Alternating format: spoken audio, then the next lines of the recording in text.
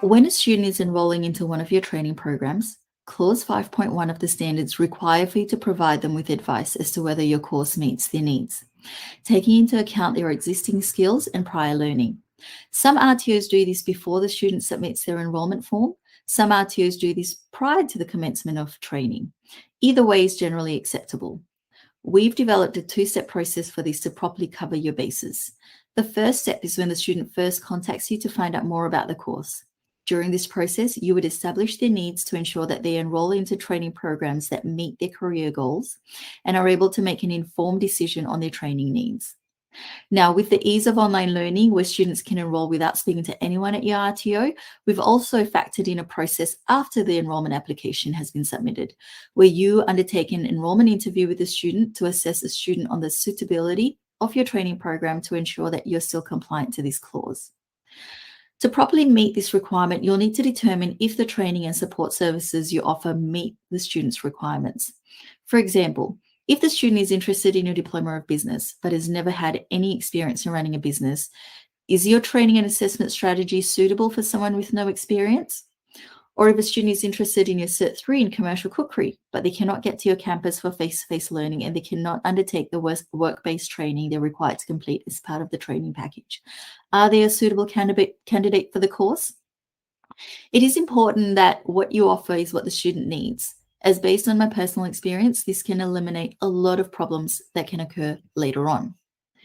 I encourage you to read and understand the enrolments policy in your Policies and Procedures Manual to familiarize yourself with the steps involved, as many a time I find that once RTOs are registered, they don't follow the policies and procedures already in place and find themselves in a lot of trouble when it comes time for their post-initial audit. Let's talk about collecting fees. I know this will shock many, if not most of you. The standards actually prevent you from collecting fees as in when you like. Under Clause 7.3 of the standards, if you are a fee-for-service provider, you cannot collect more than $1,500 in advance of services delivered.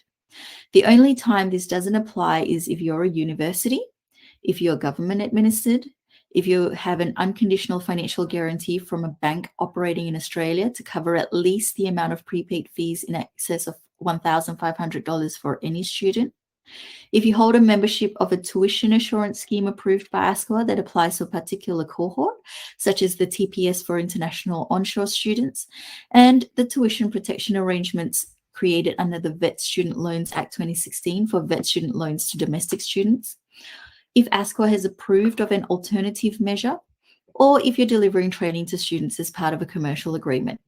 So for example, if company ABC Manufacturing comes to you and asks you to train their employees in Cert 2 in polymer processing, as part of the commercial agreement, ABC Manufacturing will be responsible for paying the course fees. Where this is the case, you can set the amount and the time of collection without needing to factor in the $1,500 limit, as the arrangement is a commercial one between you and ABC Manufacturing governed by different parameters. You can read more about fees and refunds protocols and guidelines in the Fees and Refunds policy in your Policies and Procedures Manual. As part of your registration process, I want you to first jump on MySkills to analyze the fees your competitors are charging. Then determine what fees you want to set.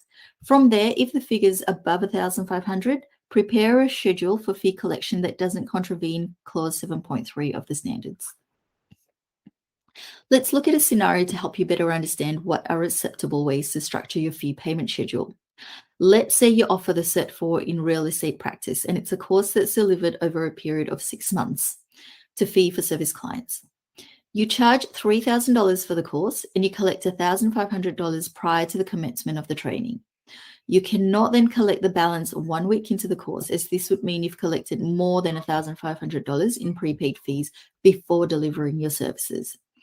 What you can do is collect the remaining $1,500 3 months from the course commencement date.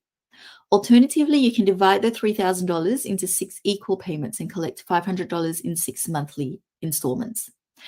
Now, it is also important to note that if you're accepting payments online at the point of enrollment for fee-for-service students, your website or system should not have the ability to collect more than $1,500 from the student. If you're one of my clients, the software included is already in the package. Advantage will already have this protection in place, and I'll show you how to configure it all when you're undertaking training for the software program. An RTO is required to provide credit for a unit of competency or module a student has obtained with another RTO, unless licensing or regulatory requirements prevent this. A key pillar of the national VET system is that nationally endorsed qualifications, skill sets, and units of competency are recognized and portable across the country. Students must not be required to repeat any unit or module where they've already obtained a competent outcome for the unit or module. Students must provide you with suitable evidence such as a certified copy of their statement of attainment or their record of results, or even the authenticated VET transcripts issued by the USI registrar to prove that they've actually completed the unit or module that they're applying credit for. Students should be encouraged in doing so prior to the course commencing so that you can plan their training accordingly. If you were to refer to the enrolments policy and the credit transfer policy in your policies and procedures manual, you'll find that students are encouraged to apply for a credit transfer prior to the commencement of their training program. Specifically, they're asked during the enrolment interview whether they have any credits that they're able to transfer over.